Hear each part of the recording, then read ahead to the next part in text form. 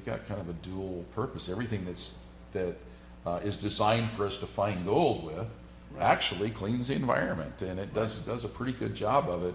And there's always that speculation. Well, how much does it take out, and how much does it put back in? Well, there's study after study after study after study, both done by the state, environmentalists, and other people outside of the mining realm, that has showed mining is de minimis. It actually takes more out of the environment than it puts in. And even where the big word mercury, what if it methylates and those kinds of things? Well, actually it's shown that the water temperature up there is almost impossible to methylate mercury. And so therefore the boxes are almost assured to take out, a high percentage of it. There's talk whether it's 70% or 90% or 98% or whatever it is. But then you got to ask yourself, what's better in our stream? 25% or 100%. Right. We're taking that crap out of our stream, making it healthier, safer, a better place, more pristine place for your grandchildren, their grandchildren, their grandchildren after that. And I think the knowledge that we're gaining by all of that is just making it better and better and better and better and better, and we're getting more efficient every day. Right. Almost. Right. Well, let's kind of close here. What do people are watching this. How do they get involved? How do they, The best thing, the first thing they should do is get involved with their local gold organization. Support your local guys. They're already tied into most of the big things. You can go to rightomine.org, miningdistricts.com if you have mining claims.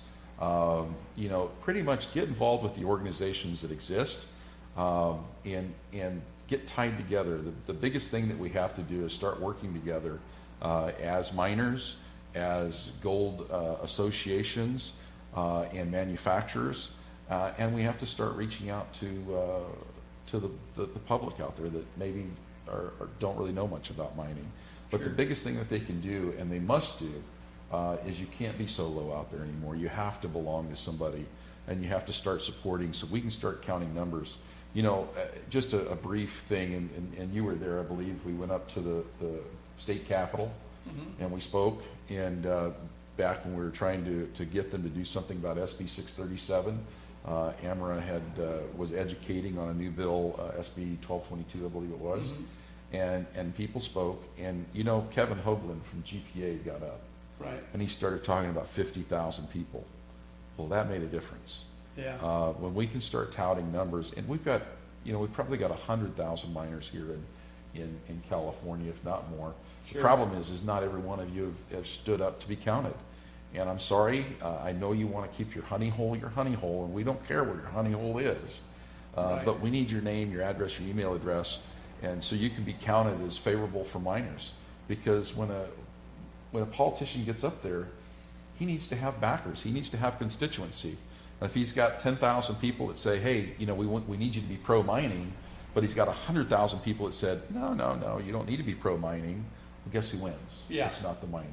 Right. And really, it's not the general public, because guess what?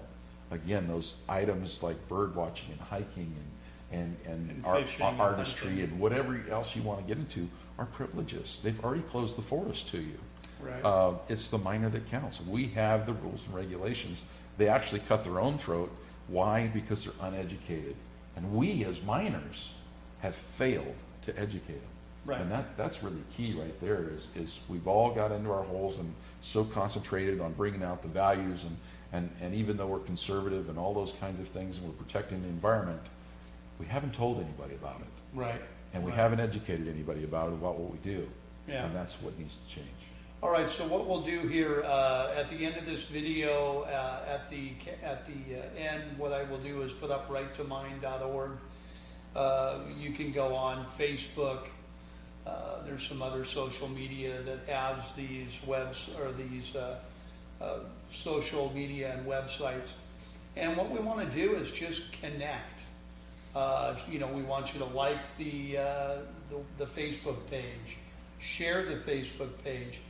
Email us give us your information so that we can actually begin to to widen the circle of that mining community and that mining industry, so that we can give that information to both our state elected, congressmen and senators, but also our federal senators and congressmen. So it's time for us to reach out, and it's time for us to be counted.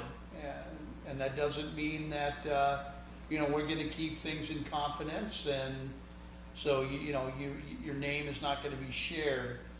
But we will, we'd like to collect information on, counties where you live, things like that, so we can let And people know. more importantly too, is if something's coming up in your area, we can let you know, and vice versa. If you've got something coming up in your area, like we had just recently back a little while ago, where Mariposa was trying to put more restrictions on mining in their county, we can actually go and represent the miners on that and get involved at a level that maybe you feel uncomfortable with, or for whatever reason can't get involved. But that's what we're here for. We're not here again to take your honey hole or to sell your names or those kinds of things. But listen, if we can't count you as a miner, you're not counted. So it's important to have a voice. And by giving us your email address and stepping up and being counted, you're gaining your voice and you're gaining your right to mine. And that's what it's all about, is your right to mine. Yeah.